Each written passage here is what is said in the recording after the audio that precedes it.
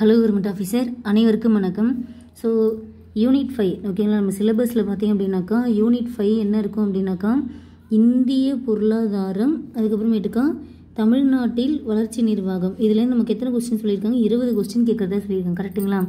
So இதில் இந்திய பொருளாதாரம் பொறுத்த வரைக்கும் நான் வந்து உங்களுக்கு இந்திய பொருளாதாரம் 11th எக்கனாமிக் லெசன் கம்ப்ளீட் பண்ணி கொடுத்துருக்கேன். அடுத்தது 5 ஆண்டு திட்ட மாதிரிகள், ஓகேங்களா?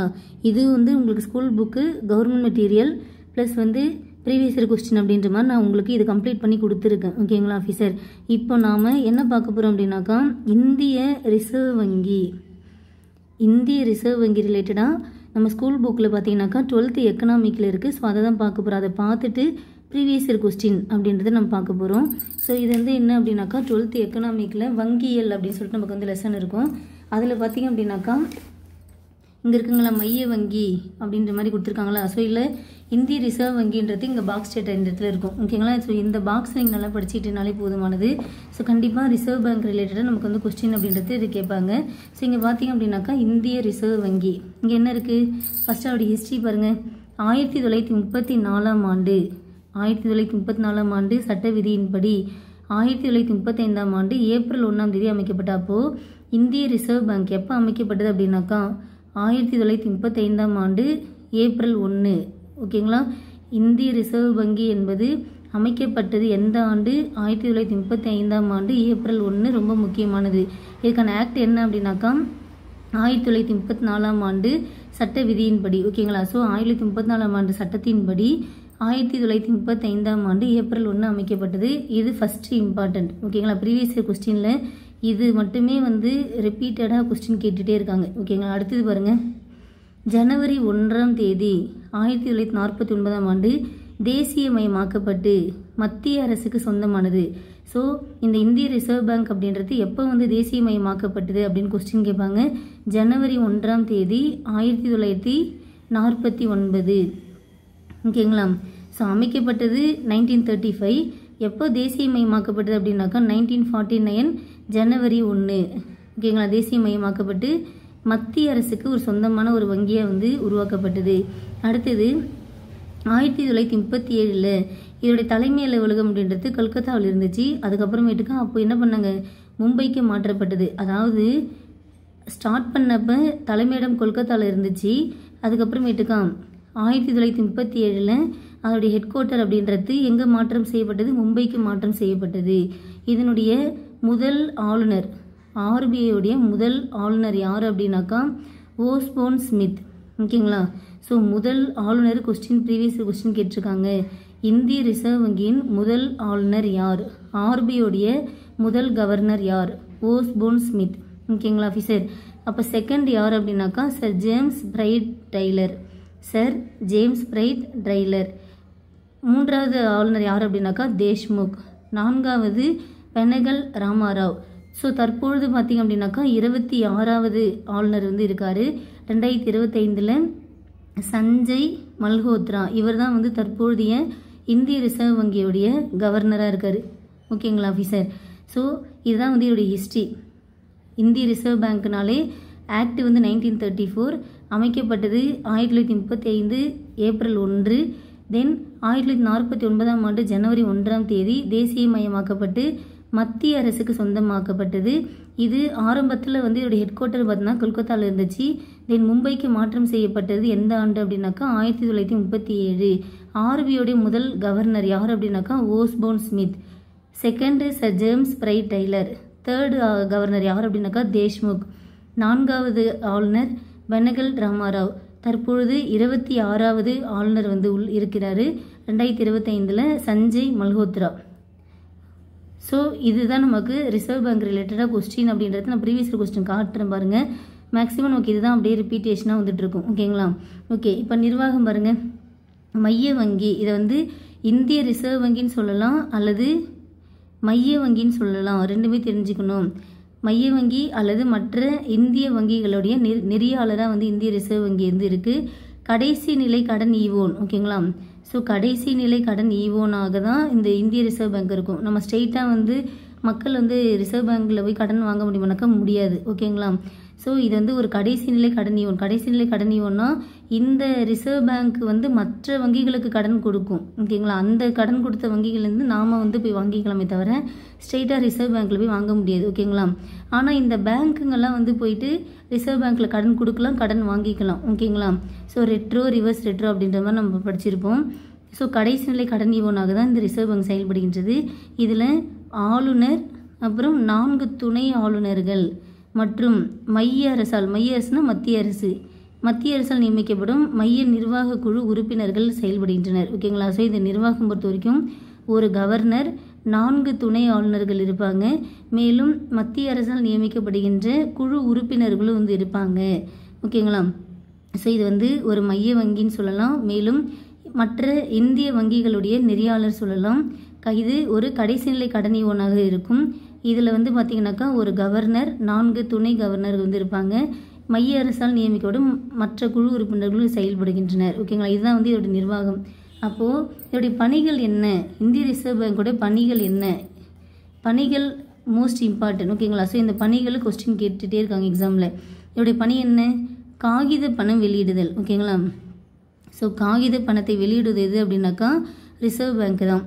மேலும் அரசின் வங்கியாக செயல்படுதல். ஓகேங்களா, ஸோ நம்ம இப்போ கவர்மெண்ட் ஜாப் போகிறோம் அப்படின்னாக்கா நமக்கு ரிசர்வ் பேங்க். ஓகேங்களா, ஸோ ரிசர்வ் பேங்க்லேருந்து தான் நமக்கு வந்து எல்லாமே வந்து இதுவாக இருக்கும். ஓகேங்களா, ஸோ ஃபஸ்ட்டு இது வந்து எதுனா அரசின் வங்கியாக செயல்படுதுனாக்கா இந்திய ரிசர்வ் பேங்க் தான்.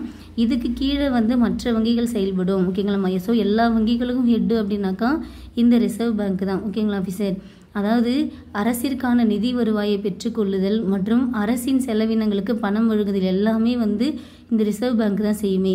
இந்திய வங்கி அமைப்புகளை நெறிப்படுத்தும் அமைப்பாக உள்ளது. ஓகேங்களா, ஸோ மற்ற வங்கி அமைப்புகளை வந்து இதுதான் வந்து நெறிப்படுத்துனா அதை வந்து வழிகாட்டுது, ஒரு வழிகாட்டும் ஒரு வங்கியாக தான் செயல்படுகின்றது. அப்போ ஏன்னா இவங்க தான் ஹெட்டு, இவங்களுக்கு கீழே தான் மற்ற வங்கிகள் இருக்கிறப்ப இவங்க சொல்கிறது தான் நமக்கு மற்ற வங்கிகள் ஃபாலோ பண்ணணும். ஓகேங்களா, ஸோ இதுதான் வந்து ஒரு நெறிப்படுத்தும் ஒரு வங்கியாக செயல்படுகின்றது. அடுத்து ரொம்ப முக்கியமானது அந்நிய செலவாணியின் பாதுகாவலன். ஓகேங்களா, இந்திய ரிசர்வ் பேங்க் அப்படின்றது அந்நிய செலவாணிகளின் பாதுகாவலனாக செயல்படுகின்றது. கடன் அளிப்பையும் வந்து நெறிப்படுத்துகின்றது. ஓகேங்களா, ஸோ கடன் வழங்குவதையும் வந்து நெறிப்படுத்தும் அமைப்பாக தான் வந்து இருக்குது. ஸோ இந்த பணிகள் நல்லா படிச்சுக்கோங்க. இந்த பணிகள் வச்சு நமக்கு வந்து பொருந்தாத வச்சு ப்ரீவியஸ் இயரில் கொஸ்டின் கேட்குறாங்க. ஓகேங்களா, ஸோ காகித பணத்தை வெளியிடும் அரசின் வங்கியாக செயல்படுகின்றன, இந்திய வங்கி அமைப்புகளை நெறிப்படுத்தும், கடன் அளிப்பை நெறிப்படுத்தும், அந்நிய செலவாணியின் பாதுகாவலன் செயல்படுகின்றது. இதுதான் இந்திய ரிசர்வ் வங்கி. ஸோ இந்தியாவில் நாணயங்கள் மற்றும் ₹1 காகித பணத்தை தவிர இப்போது இங்கே என்ன படித்தோம், நம்ம காகித பணத்தை வெளியிடுவது இந்திய ரிசர்வ் பேங்க் பார்த்தோமா. ஆனால் இதில் ஒரு கண்டிஷன் இருக்குது, என்னென்னா ₹1 காகித பணம். ஓகேங்களா, ஸோ நாணயங்கள் மற்றும் ₹1 காகித பணம். ஓகேங்களா, ஸோ காகித பணத்தை வந்து ரிசர்வ் பேங்க் வெளியிட்டாலுமே கூட அதில் ₹1 காகித பணத்தை அது வெளியிடாது. ஸோ நாணயங்கள் மற்றும் ₹1 காகித பணத்தை தவிர மற்ற அனைத்து வகையான காகித பணத்தை வெளியிடுவதில் முற்றுரிமை பெற்ற நிறுவனமாக தான் இந்த ரிசர்வ் வங்கி செயல்படுகின்றது. ஓகேங்களா, இது நமக்கு ரொம்ப முக்கியமானது. காகித பணம் அப்படின்றது வெளியிட்டாலுமே கூட ₹1 காகித பணத்தை வெளியிடுமானாக்கா வெளியிடாது, நாணயங்கள் வெளியிடுமானாக்கா வெளியிடாது. ஸோ இந்தியாவில் நாணயங்கள் மற்றும் ₹1 காகித பணத்தை தவிர அனைத்து வகையான காகித பணத்தை வெளியிடுவதில் முற்றுரிமை பெற்ற நிறுவனமாக தான் இந்த ரிசர்வ் பேங்க் அப்படின்றது செயல்படுகின்றது. ஓகேங்களா ஆஃபீஸர், ஸோ இந்த ரிசர்வ் பேங்க் அதாவது இந்திய ரிசர்வ் வங்கி அப்படின்றது அனைத்து வங்கிகளுக்கும் ஒரு தலைமை வங்கி. ஓகேங்களா, எல்லா பேங்க்குக்கும் ஹெட்டு அப்படின்னாக்கா இந்த ரிசர்வ் பேங்க் தான். ஓகேங்களா, ஸோ இதுதான் வந்து ரிசர்வ் பேங்க் ரிலேட்டடாக உள்ள கண்டென்ட்டு. ஓகேங்களா ஆஃபீஸர், ஸோ இது வந்து நமக்கு வந்து 11th காமர்ஸ் புக்லேயும் இருக்கும். ஓகேங்களா, காமர்ஸ்னால் வணிகவியல் இருக்கும், அதுலேயும் சேம் இதே கண்டென்ட் தான் நமக்கு கொடுத்துருப்பாங்க. ஓகேங்களா, ஸோ இதுதான் நமக்கு ரிசர்வ் பேங்க் ரிலேட்டடாக உள்ள சோர்ஸு. இதுவே போதுமானது. ஸோ 10 நிமிஷத்தில் நம்ம வந்து ரிசர்வ் பேங்க் அப்படின்றத நம்ம வந்து படித்து முடிச்சாச்சு. ஓகேங்களா ஆஃபீஸர், ஸோ இந்த வீடியோ பார்க்கும்போதே படிச்சிருங்க. டேட்டா இவ்வளோ தான். ரிசர்வ் பேங்க்னாலே கொஸ்டின் இது தான் கேட்பாங்க, இதுலேருந்து கண்டிப்பாக கொஸ்டின் அப்படின்றது இருக்கும். ஓகேங்களா, ஸோ ப்ரீவியஸ் இயர் கொஸ்டின் பார்க்கலாங்களா. ஸோ இங்கே பாருங்கள், ஸோ ஃபஸ்ட்டு வந்து என்ன அப்படின்னாக்கா இங்கே பாருங்கள், இந்திய ரிசர்வ் வங்கி தேசியமயமாக்கப்பட்டு. ஸோ எப்போ வந்து தேசியமயமாக்கப்பட்டது, 1949 ஜனவரி 1 பார்த்தோமா. இந்திய ரிசர்வ் வங்கி தேசியமயமாக்கப்பட்டது 1949ஆம் ஆண்டு ஜனவரி 1ஆம் தேதி தேசியமயமாக்கப்பட்டது. ஓகேங்களா, ஸோ கொஸ்டின் இதில் கவர் ஆகிடுச்சுங்களா. ஸோ ஃபஸ்ட்டு கொஸ்டின் இங்கே வந்திருக்கு. அடுத்து பாருங்கள், எந்த வருடம் இந்திய ரிசர்வ் வங்கி ஆரம்பிக்கப்பட்டது? ஸோ எப்போ ரிசர்வ் பேங்க் ஆரம்பித்தாங்க? 1935. ஆக்ட் அப்படின்னாக்கா 1934. ஓகேங்களா? 1934ஆம் ஆண்டு சட்டத்தின்படி 1935ஆம் ஆண்டு ஏப்ரல் 1. ஓகேங்களா? 1935 ஏப்ரல் 1 தான் ஆரம்பிக்கப்பட்டது. அது நம்ம இங்கே படித்தோமா? ஸோ 1934ஆம் ஆண்டு சட்ட விதியின்படி 1935ஆம் ஆண்டு ஏப்ரல் 1ஆம் தேதி இந்திய ரிசர்வ் வங்கி அமைக்கப்பட்டது. ஓகேங்களா? ஸோ அப்போ நான் சொன்ன மாதிரி இதுலேருந்து தான் கொஸ்டின் நமக்கு கேட்டுகிட்டே இருப்பாங்க, பார்த்துட்டே இருங்க. இப்போ இங்கே பாருங்கள், ரிசர்வ் பேங்க் ஆஃப் இந்தியாவின் கருத்து அடிப்படையில் எந்த மாநிலம் பணக்கார மாநிலமாக கருதப்படுகிறோம்னாக்கா மகாராஷ்டிரா. இந்த கொஸ்டின் வந்து 2 டைம் கேட்டிருக்காங்க. 2018லையும் கேட்டிருக்காங்க, 2019லையும் ஒரு கொஸ்டின் பேப்பரில் கேட்டிருக்காங்க. ஓகேங்களா? சரி, நோட் பண்ணிக்கோங்க. அடுத்து பாருங்கள், இந்திய ரிசர்வ் வங்கி துவங்கப்பட்ட ஆண்டு. ஸோ எப்போ ஸ்டார்ட் பண்ணியிருக்காங்க? ஏப்ரல் 1, 1935. கரெக்டுங்களா? ஓகே. பின்வருவனவற்றில் எது இந்திய ரிசர்வ் வங்கியின் செயல்பாடு அல்ல? ஸோ இது வந்து ஒரு அரசியலுக்கான வங்கின்னு படித்தோம், வங்கிகளுக்கு வங்கின்னு படித்தோம், அந்நிய செலவாணியின் பாதுகாவலன்னு படித்தோமா? பொதுமக்களுக்கு கடன் இது வழங்குமானாக்கா இது பொதுமக்களுக்கு வந்து ஸ்ட்ரெயிட்டாக கடன் வழங்காது. ஓகேங்களா? இது வந்து மற்ற வங்கிகளுக்கு தான் கடன் கொடுக்கும், மற்ற வங்கிகளுக்கு கடன் கொடுக்கும், ப்ளஸ் அதுக்கு வேணுனாலும் வாங்கிக்குமே தவிர ஸ்ட்ரெயிட்டாக மக்களோட வந்து தொடர்புன்றது இருக்காது. ஓகேங்களா ஆஃபீஸர்? ஸோ இந்த பாயிண்ட்லாம் நம்ம இங்கே படித்தோமா? இது வந்து அரசிற்கான வங்கி. ஓகேங்களா? அதாவது வங்கிகளின் வங்கி. அடுத்து வந்து அரசிற்கு எல்லாமே வந்து இதுதான் செய்யும் அப்படின்ற மாதிரி நம்ம பார்த்தோமா? ஓகேங்களா? ஸோ இது வந்து ஒரு வங்கிகளின் வங்கி ஆகும், இது அரசுக்கான வங்கி. ஓகேங்களா? இந்த ஹெட்டிங் அப்படி கொடுத்துருக்கானுங்க. ஓகேங்களா ஆஃபீஸர்? ஸோ இது வந்து இந்திய ரிசர்வ் வங்கின்றது அரசிற்கான வங்கி, வங்கிகளின் வங்கி அப்படின்னு சொல்லலாம். அடுத்தது அந்நிய செலவாணியின் பாதுகாவலன். ஓகேங்களா? அந்நிய செலவாணியின் பாதுகாவலன். அடுத்தது இது வந்து ஒரு கடைசி நிலை கடன் ஈவோனாக செயல்படுகின்றது. ஓகேங்களா ஆஃபீஸர்? ஸோ இந்த சப்ஹெட்டிங்கை நமக்கு வந்து என்ன பண்ணியிருக்காங்க, ஆப்ஷனாக வச்சுருக்காங்க. இங்கே பாருங்கள், இதில் என்னென்ன இருக்குது?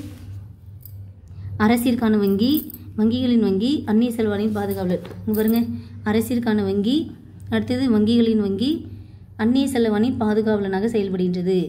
ஓகேங்களா? சூப்பர். சரி, நெக்ஸ்ட்டு பாருங்கள். ஸோ இது வந்து பொதுமக்களுக்கு ஸ்ட்ரெயிட்டாக கடன் வழங்காது. அடுத்தது இந்திய ரிசர்வ் வங்கி உருவான ஆண்டு. ஸோ எப்போ உருவாச்சு? 1935 ஏப்ரல் 1. ரொம்ப ஷார்ட்டான கண்டென்ட்டு. ஸோ இதை நீங்கள் நல்லா தெரிஞ்சுக்கணும். அடுத்து இங்கே பாருங்கள், இந்திய ரிசர்வ் வங்கியோடைய குறைந்தபட்ச கையிருப்பு என்ன? ஸோ இது நம்ம ஸ்கூல் புக்கில் கிடையாது, இது நம்ம அவுட் சோர்ஸ் தான். ஓகேங்களா? ஸோ இது குறைந்தபட்ச கையிருப்பு அப்படின்றது 200 கோடி. ஓகேங்களா? அதில் குறைந்தபட்சம் 115 கோடி தங்கமாக இருக்கணும்னு சொல்கிறாங்க. இது நோட் பண்ணிக்கோங்க பார்க்கலாம். இந்திய ரிசர்வ் பேங்க்குடைய குறைந்தபட்ச கையிருப்பு என்ன அப்படின்னாக்கா 200 கோடி வந்து கையில் இருக்கணும் குறைந்தபட்சம்.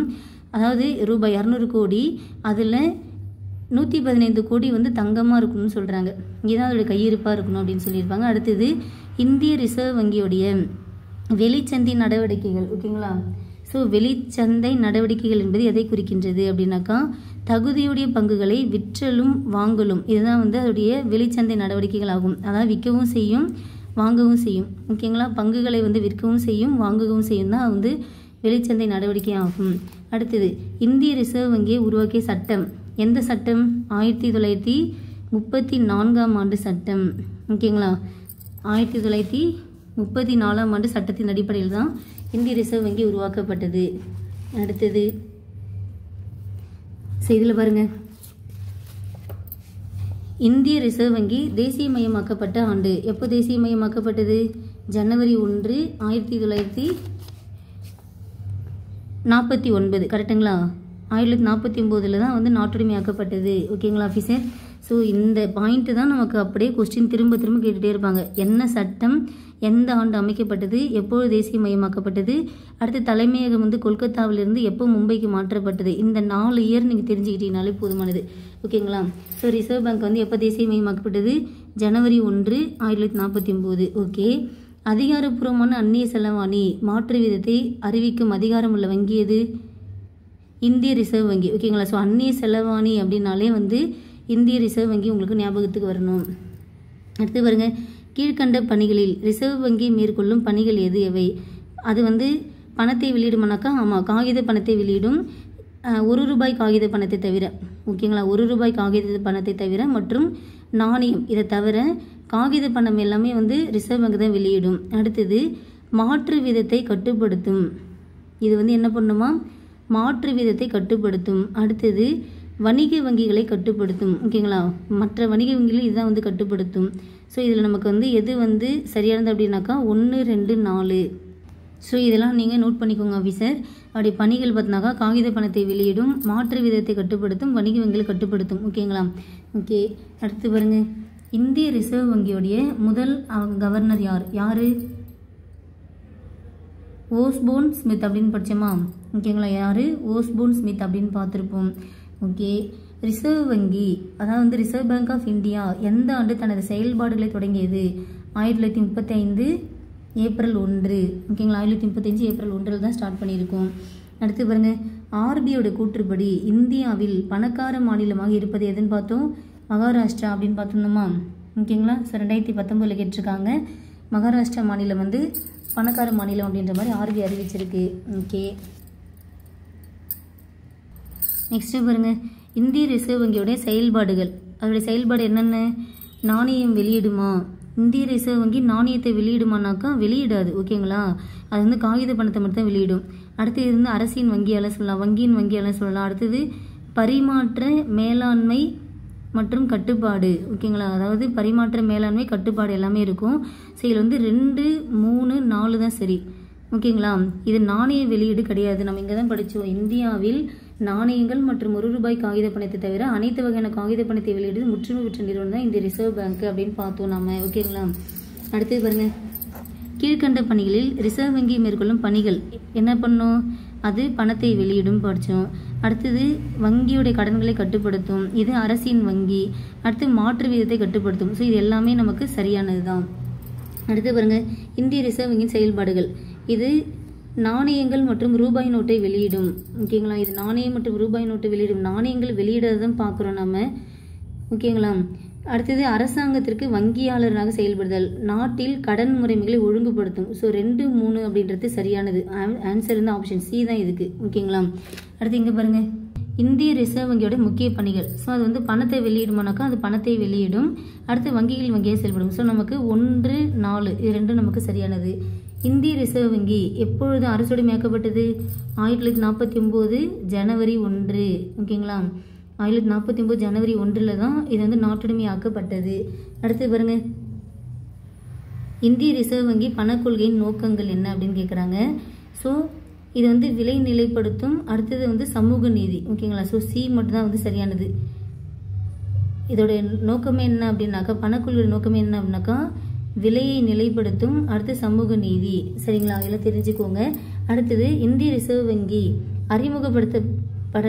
அறிமுகப்படுத்த உள்ள மைய வங்கியின் மெய்நிகர் மின்னணு பணத்தின் அமைப்புகள் எவ்வாறானவை அப்படின்னாக்கா வங்கி கணக்கு அடிப்படையிலானது, அடியான வெள்ளையாக இருக்கும்.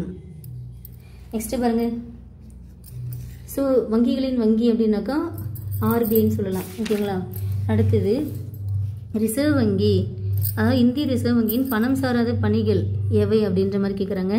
ஸோ இதில் பார்த்தீங்க அப்படின்னாக்கா வணிக வங்கிகளுக்கு உரிமம் அளித்தலும் வைப்பு காப்பீடு திட்டம் இது மட்டும்தான் வந்து பணம் சாராத பணிகளாகும். மற்றபடி இதோடைய நோக்கமே என்ன, அதோடைய பணிகள்னாலே உங்களுக்கு அந்த வங்கிகளோட கடனை கட்டுப்படுத்தும், அந்நிய செலவாணி மாற்றத்தை கட்டுப்படுத்தும். ஓகேங்களா, இது ரெண்டும் தான் அது பண்ணுமே. இதெல்லாம் வந்து வணிக வங்கிகளுக்கு உரிமம் அளித்தல், அடுத்தது வைப்பு காப்பீட்டு திட்டம், இதெல்லாம் வந்து அந்த பணம் சார்ந்து வருமானா பணம் சார்ந்து கிடையாது. ஓகேங்களா, ஸோ இதெல்லாம் வேறு இது டிபார்ட்மெண்ட். ஸோ பணம் சார்ந்தது அப்படின்னாக்கா கடனை கட்டுப்படுத்தும், அந்நிய செலவாணி மாற்றத்தை கட்டுப்படுத்தும், இதுதான் பணம் சார்ந்தது. இதெல்லாம் வந்து பணம் சாராத பணிகள். ஓகேங்களா, ஸோ உரிமம் வழங்குதல், காப்பீட்டு வழங்குதல் எல்லாம் வந்து பணம் சாராத ஒரு பணிகளாகும். அடுத்து பாருங்க, கூற்று காரணம், இந்திய ரிசர்வ் வங்கி நாட்டின் பொருளாதார பண வழங்கலை கட்டுப்படுத்துகிறது. ஓகே, அந்நிய செலவாணி பரிவர்த்தனை விகிதத்தை நிலைப்படுத்தவும் பணவீக்கத்தை கட்டுப்படுத்தவும் விரும்புகிறது. ஸோ கூற்று சரி, காரணம் சரி, காரணம் கூற்று சரியான விளக்கம் ஆகும். அடுத்தது, இந்திய ரிசர்வ் வங்கி ரூபாய் நோட்டு வெளியிடுவதில் டேஷ் முறை பின்பற்றப்படுகிறாக்கா குறைந்தபட்ச இருப்பு. என்ன இருப்பு? குறைந்தபட்ச இருப்பு. அடுத்து, இந்தியாவில் மத்திய மாநில அரசுகளுக்கு வங்கியாக செயல்படும் வங்கி அப்படின்னாக்கா அது இந்திய ரிசர்வ் வங்கி தான். இந்திய ரிசர்வ் வங்கி மகாத்மா காந்தி உருவம் பொறிக்கப்பட்ட ₹200 காகித பணத்தை ஆர்பிஐ கவர்னர் உர்ஜித் படேல் அவருடைய கையெழுத்துடன் எப்பொழுது வெளியிடப்பட்டது அப்படின்னாக்கா 2017 ஆண்டு ஆகஸ்ட் 25. ஓகேங்களா. ஸோ இது பாருங்கள், இது வந்து 2023 கேட்டிருக்காங்க, நோட் பண்ணிக்கோங்க. Okay officer. அடுத்தது பாரத ரிசர்வ் வங்கியோட முதல் கவர்னர் யார்? Osborne Smith. அடுத்தது இந்தியா, அதாவது மைய வங்கி அல்லது ரிசர்வ் பேங்க் ஆஃப் இந்தியா பற்றிய வாக்கியங்கள் எது சரியானவை? இது காகித பணத்தை வெளியிடும். அடுத்தது அரசுகளுடைய வங்கியாக செயல்படும். தொழிற்சாலை உரிமம்லாம் வந்து இது வழங்காது. ஸோ 1, 3 மட்டும் சரியானது. ஓகேங்களா. ஸோ இவ்வளோ தான் ரிசர்வ் பேங்க் பொறுத்த வரைக்கும். ஸோ நம்ம வந்து ஸ்கூல் புக் கண்டென்ட்டை நம்ம வந்து நல்லா படிச்சுக்கணும். இப்போ குரூப் 4னால் கண்டிப்பாக ஸ்கூல் புக் டேட்டா மட்டும் தான் கேட்பாங்க, ஸ்கூல் புக் தாண்டிலாம் கேட்க மாட்டாங்க. அப்படி கேட்குற மாதிரி இருந்தாங்கனாக்கா ப்ரீவியஸ் இயர் கொஸ்டின் நமக்கு ரிப்பீட் ஆகும். அதனால தான் ப்ரீவியஸ் இயர் கொஸ்டின் பாருங்கள் அப்படின்னு நான் சொல்கிறேன். ஓகேங்களா ஆஃபீஸர். ஓகே, இவ்வளோ தான் நமக்கு ரிசர்வ் பேங்க்னாலே வந்து கண்டென்ட்டு. ஸோ இந்த பாக்ஸ் டேட்டா நான் சொன்ன விஷயத்தை நீங்கள் படிச்சுக்கோங்க.